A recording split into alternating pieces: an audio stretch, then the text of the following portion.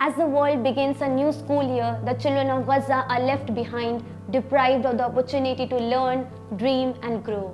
The Palestinian Ministry of Education reports that just a day before the new school year was to start, more than 600,000 students are being denied their right to education.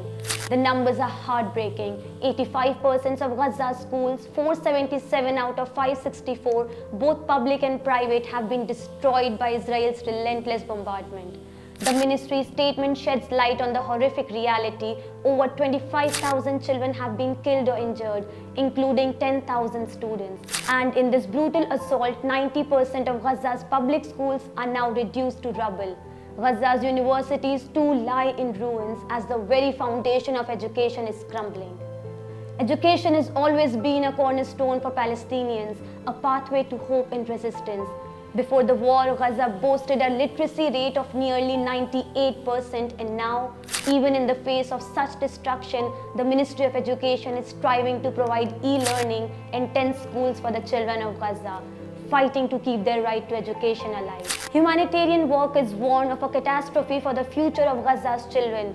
Tess Ingram, the regional spokesperson for UNICEF, says that younger children are being stunted in their cognitive, social and emotional growth, while older children are more likely to be forced into work or early marriage.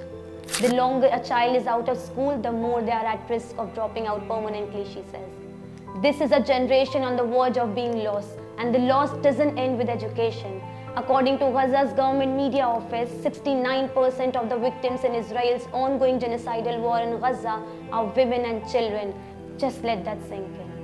The death toll includes 16,815 children and 11,408 women, with the overall number of dead now reaching 40,972.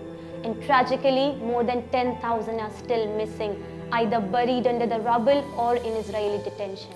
But these official numbers might only be a fraction of the real horror.